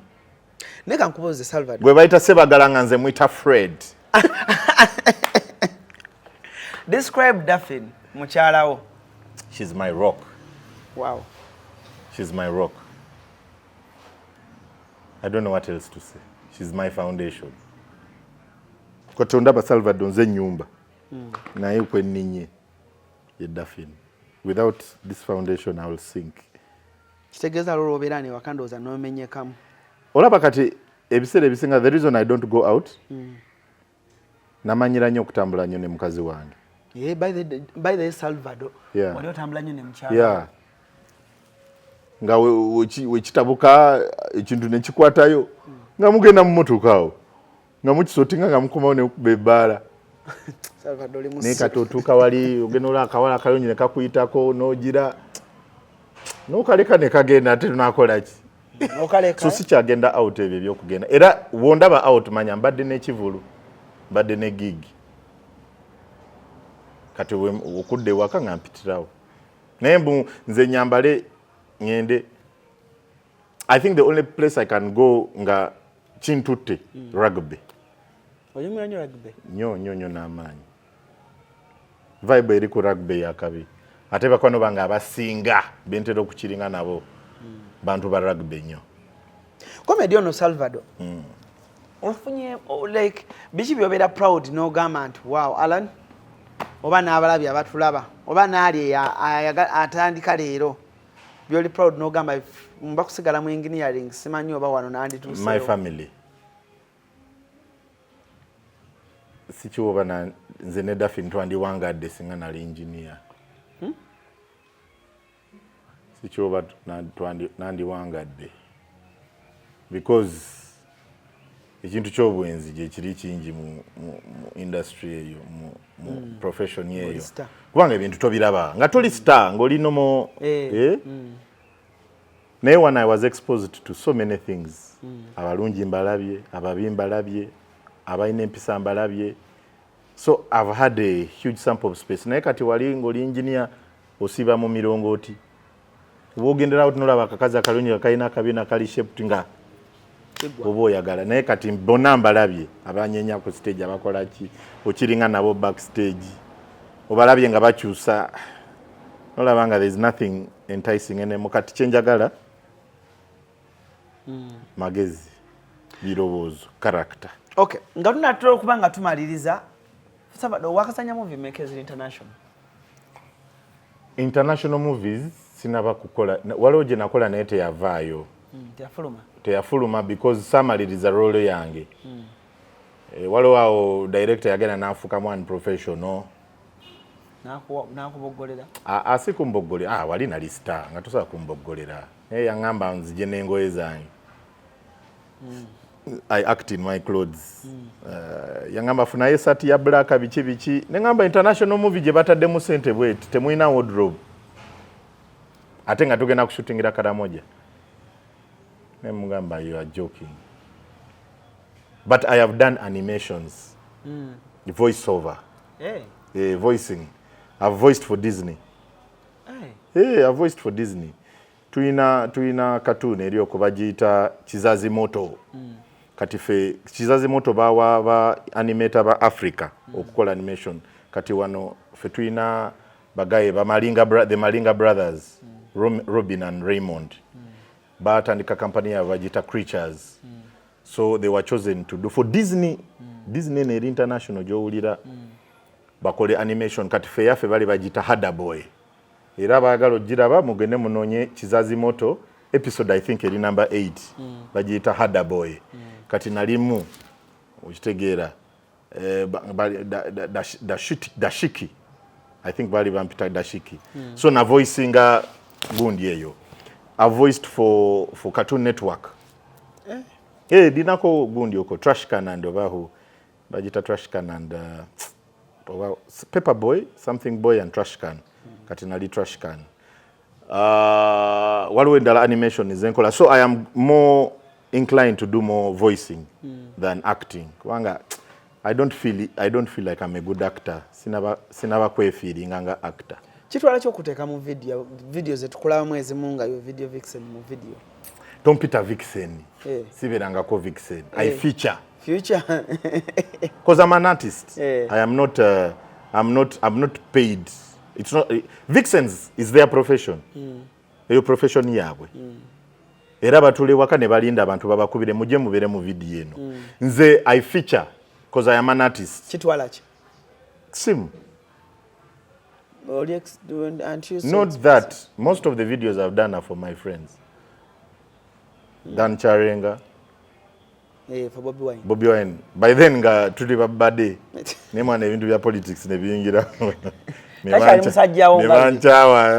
oba bano ba foot soldier bakulinga anti kati tasobola kunyiza ba foot soldier bali bakyali bavuma so also to maintain his brand he has to stay away okuwa mukadesti nesimbo no bayanchawo bachi ne for his brand and his political career it is better to stay away because already in his followers' minds I am an enemy.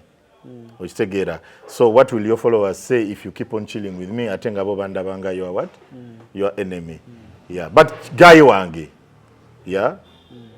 Olusi umweleza ka message na kudam. But simunenya stance jaina wade obutankubira wade obutanzira mu message wade obutakola ki wade oku unfollowinga ku social media I don't blame him. Wade chiruma wango li yali chali wange nga twogera almost on a daily naye ebintu bya politics ne biyingiramu ate kati nze nengena ne meeting amu 7 never to a meeting bampita muzee wakwita olusobola gana gwe nga Alan bampita omusajja tugenda olaba Alan abantu abasinga bakola bagundi balooza ovumiririza abantu biki naye wa ku meeting in person me I had an opportunity to meet in person I stopped doing interviews.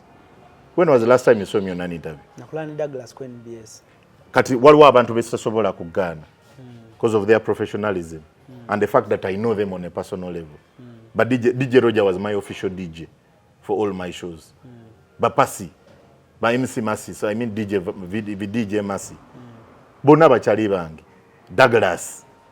You understand? So I do people who respect me, I respect you back. Hey.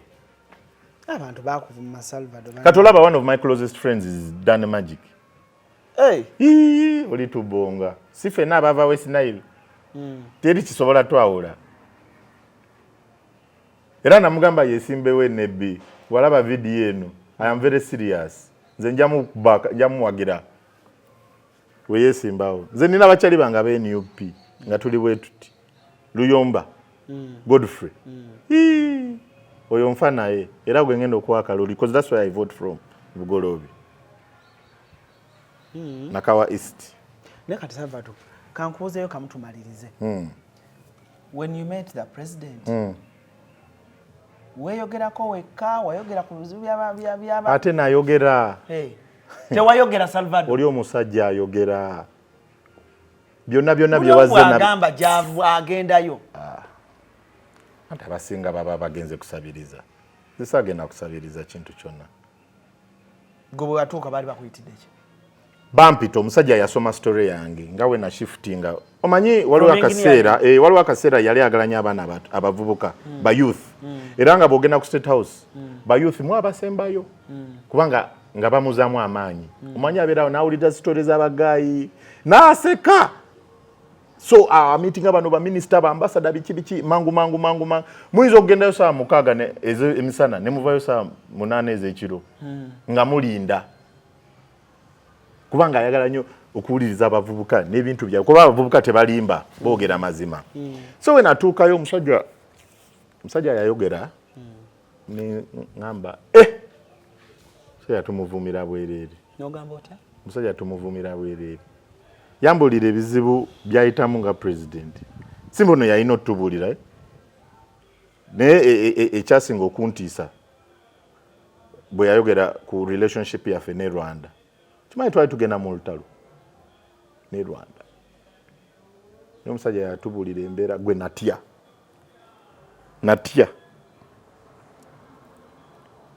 Era waliwo watuuka nalyoka okubuuza kati obadde oyagala nkukolere ki nga ggwe kyonna kyoyagala kinsabe. Waddamu ki Salvador? Namusaba kololo. Namusaba kololo. Kubanga nkimanyi kololo teriko ssente. Abantu ze bagenda ogamba nalya. Namusaba kifo. Otekewo shoyo. Gye nakolera my 10-year anniversary 2020. Yampa venue, nampa security, ne bampa clearance zonna. Era obayo omuntu yavaire n'agamba bampa ssente mu Salvador genda olye. Of course bakwayo ka facilitation. Bubakwadde ssente genda olye. Buba milioni 10 oba 5 oba 8 oba billion. Wabayo omuntu avayo ne receipt. Wejjusa? Not at all. Not even one day because it would have made me lazy. Tewejjusa kusinkana president. Wadde nakatono. Sejjusa obutamusaba ssente, sejjusa okumumeetinga. Because yampa a very bigger understanding of how things run. Era okuva olwo nagamba Salvador weekolere. Era buli inampita jangu okole. Sente teina nanyini, teina side. Kasita onsasula sente zange nga ntuufu, nzija nenkukolera.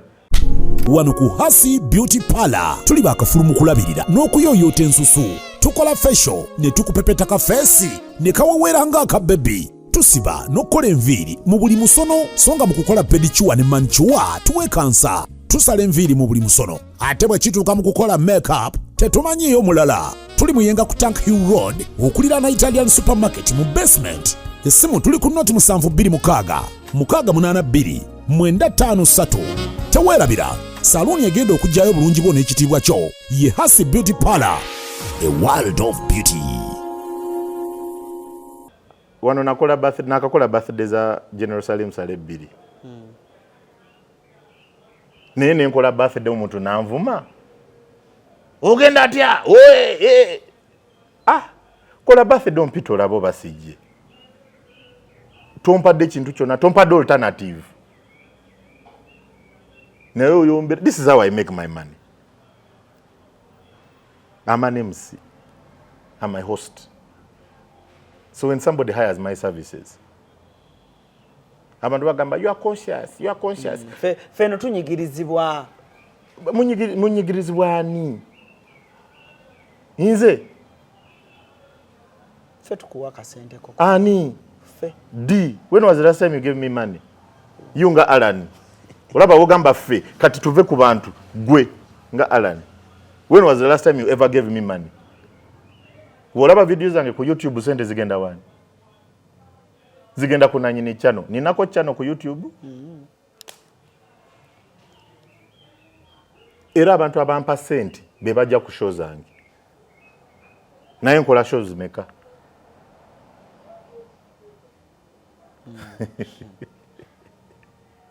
Ne appearances comedy shows. Olaba ekizibu kye Kampala akajanja kanji. We are entitled. We feel entitled. Mbunze ekintu ekiba kinyigiriza. Naawe kirina okukola ki? Okunyigiriza. Tulina okuba mu group yemu. No, that's not right. Okitegeera? Buli bwe nvaayo nenjogera ekintu ekirungi ku government nga banvuma. Buli bwe nvaayo nenjogera ekintu kirungi ku opposition nga bagamba otandise okwegula. Omuntu akole ki?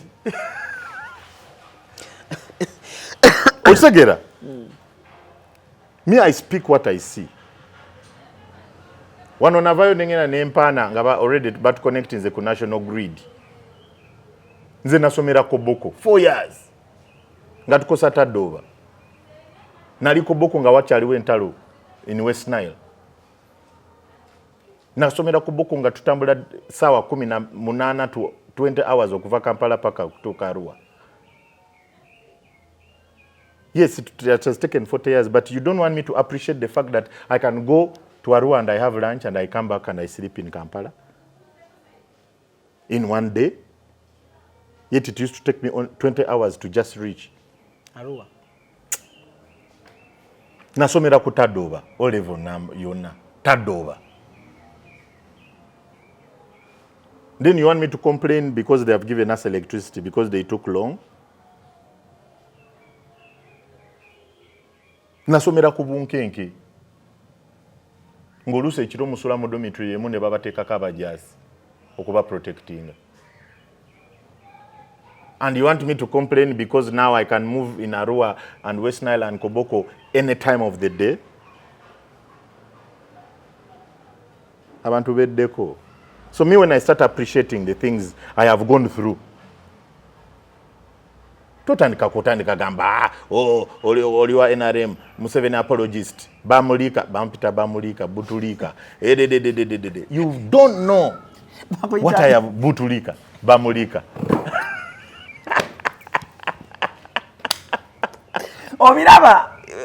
biraba bingi biruma abantu binsesanze. You don't know what I have gone through as a person to start appreciating what I have. Waliwo ekigambo kye bayita gratitude is a must.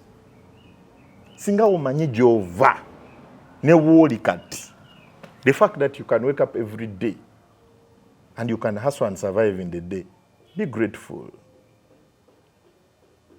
Now my children will never know those stories. Sisobola babulira those stories. That is how we transfer hate. Abantu abasinga ku social media bintu bebaogerako tebabimanyi babiwulirako biwulizi from people. But me, I've lived some of these things. I was born during the war. Museveni jam power. I studied in a war-torn area in West Nile. Signing the peace deal one in 2002. Navayon 2001. I experienced 4 years of insurgency in West Nile. Omuntu alioka jata ndiko kumbulira ngongongo. Bu Salvador, you are an apologist. You a bamulika. Let me lick those bums. I am gay. Let me lick those bums. Abantu tebamanye ebintu byetuyise mbo balaba. You know, most of the reference abantu abali ku social media is social media. Kati mi ame millennial kitegeera.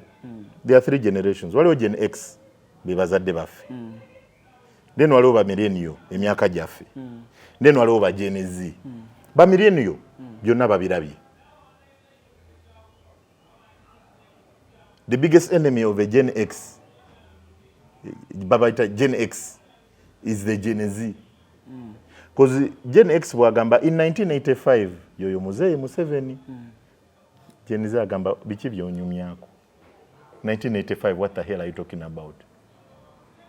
Gwali olabyeko ku Twitter ku TikTok ngomuta scrolling history of Uganda. Bas scrolling bu TikTok buno amgobye abatekamu effect bebanyumirwa mbozi za malwa kati wotandika munyumiza kati fe we have seen here we understand these people but to try and connect these two is where the problem is. Wogezako kuwagira ono onakuvuma bo wagira ono oli akola ki akuvuma. So we are lost. Era the millennials were a lost generation. You are doomed if you do, you are doomed if you don't. Chena kugambye. Either be here wempana ekintu kyonna government kyekoze bano nga banvuma. Bwempana bano abasinga bano ba opposition bana bato youth uprising. Wenjogera kuba youth bere bano nga banyigira. Kati weigh the balance. Bano abakusasula. Ne bana aba hype. Ani go gwenda naye. Where will you be inclined? Kubanga omwana wo yeetaaga okusoma.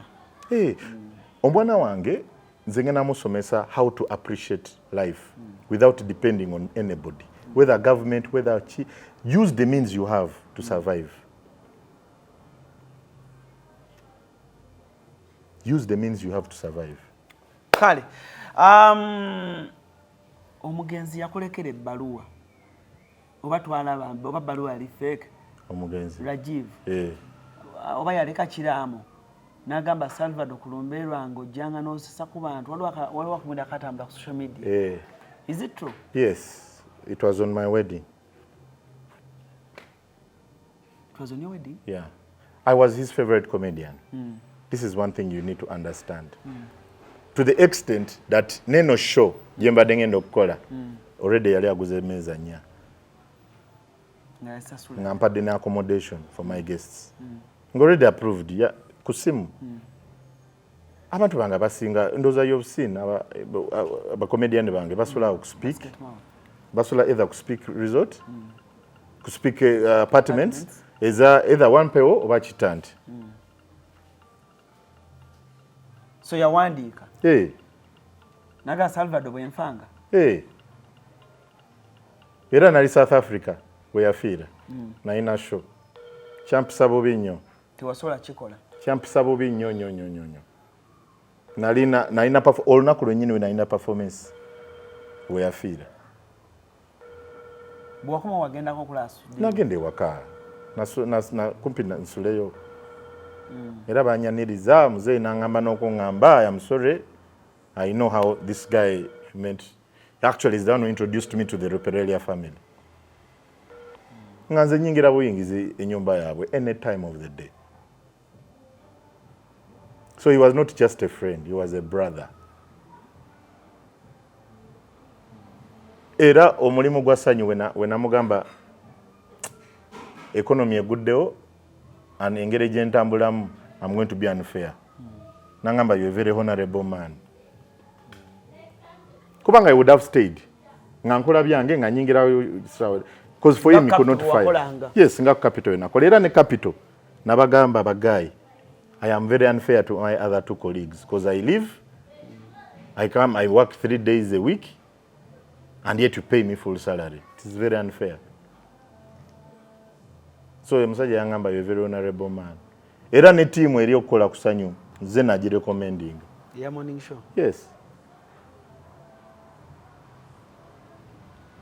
Kale nga tumaliza show yaffe olunaku leero Salvador oyina show? Nina show nga October 8, a day before Independence Day. Yes. We're going to play Taba Nigeria era. Cut, it's a celebration because I'm celebrating 15 years. I'd wanted to do a one-man show. Ewa isiyo yakola comedy nga bwayimbamu. Bamuyita Kenny Black. I like that guy. Abo bonna nsobola okubaleeta. Naye I already put up a lineup, a very good lineup. Mugenda giraba in the coming days, but please mark the date. Ne Kenya mulimu? Kenya. Nigeria, South Africa. Hey. Mugenda bawulira, mugenda balaba. Mutwalo 10. Ordinary. Then table. Table $5 ne $3. So ya lero ngencha independence. So ncha tebakola. Tewali kola. So abantu baje banyumirwe. Ate the beauty is ne after party egena okubeeraawo. Ngena kufuna omu DJ owe Kenya, owe South Africa n'owe Uganda. Kuba ndongo paka kucha. Paka kucha. Venue nagisabye bajimpe paka saa 10:11. Tuwaje kolya. Tentatively Kololo. Hey. Yeah, I've not yet gotten the approval. So that's why I'm not yet certain of the date. Neither that is the date I have in mind. So until I get a response, that is the tentative date and venue. Mweno new generation yaba comedians abato abaliwo. Name for me your top 5 ngabana bato. In no particular order. In no particular order. Dr. Hilary Okello. Okello. Waliwo Kotilda Sowa mugamba mupya. Kotilda simpya. But she would have been there, but Nakite Sowa agamba mupya. She has been around. Bambi Sammy and Shawa bansanyusa.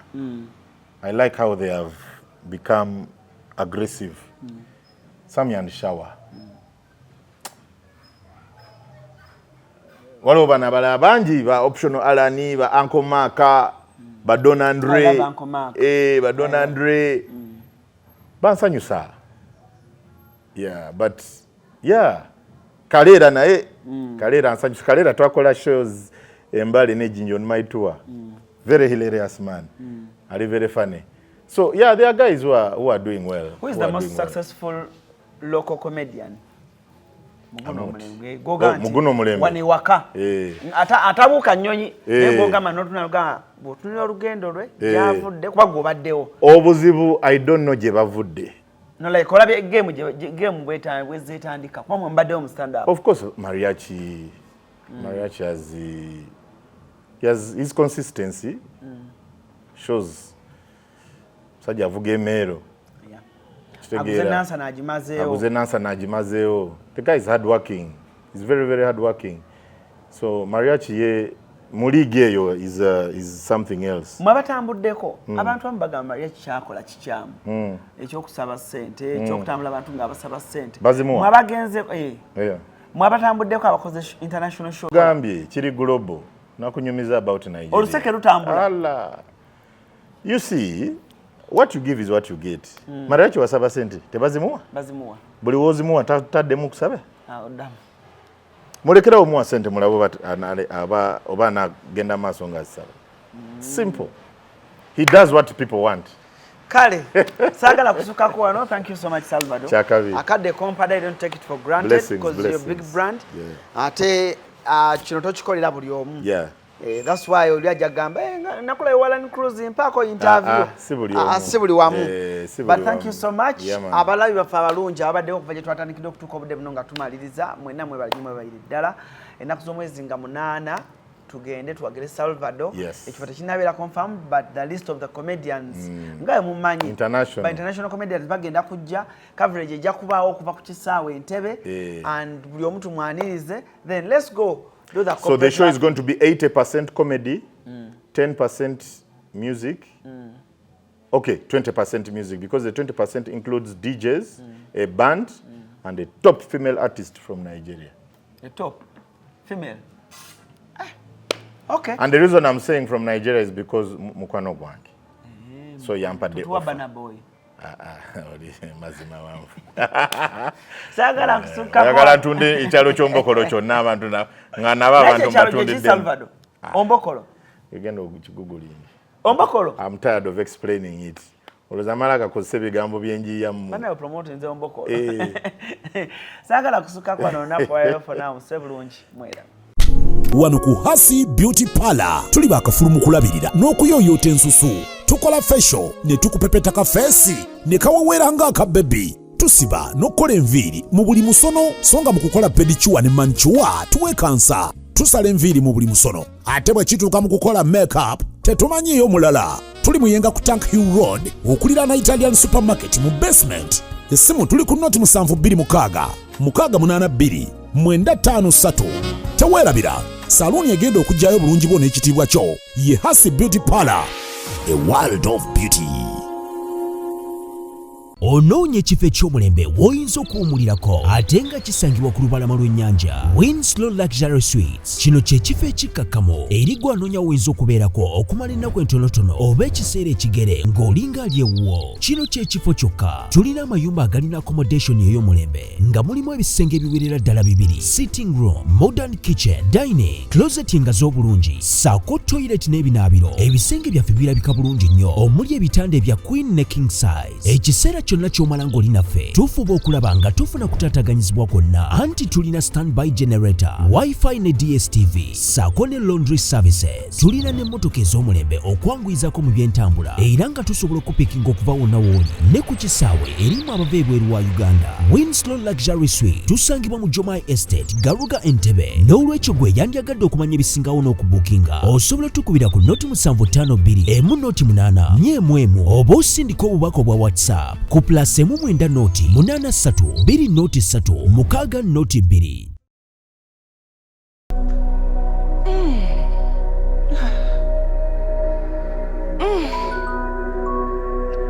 Zino ze bayita batya? Modern time. Ono Onoonya tiles ez'omutindo nga mpangazi ezitasiiwuuka nga ne design yazo yanjawulo nnyo. Funa Modern Tiles. Modern Tiles. Yagambye eriggwa ayagala ennyumba ya A&B nga buli kimu kyonna okisanga munda nga n'ojja n'omwagalwa buli kimu kyonna kigenda maaso n'okubanga kiggwa bulungi. Oba n'oba ng'ova bweru nga weetaaga w'ogenda otuukira buli kimu kyonna kwegamba osange nga weekiri. Ennyumba ebeeramu buli kimu kyonna kye weetaaga. Just kiba kyetaagisa gwe kujja n'ogenda maaso n'okunyumirwa. Ekifo kyaffe kisangibwa ku Namugongo Road okumpi ne Church y'Abakatuliki. Okkirira ku St. Kizito Lwanga Road oba otutuuseeko. Oba n'otunoonyako ku namba zaffe ez'amasimu okumanya ebisingawo. Nooti 785 37 92 29 oba noti 700 39 02 oba plus 44 74 72 31 81 nkugambye tulina ne CCTV coverage, wifi coverage, internet ebeerako 24/7 ate nga nyongera okujjukiza osobola n'okuyita ku email yaffe pikato694@gmail.com ogeye buli kimu kyonna amasavu mayerere.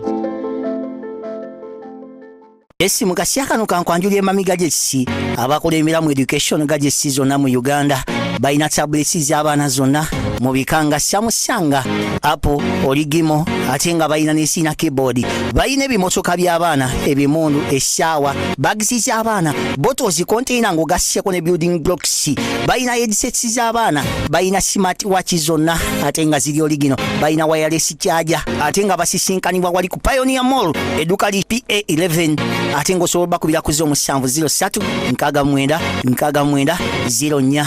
Gambye ekikwasagana ne education gadgets zonna olina kwekwata mami gadgets kubanga yasinga.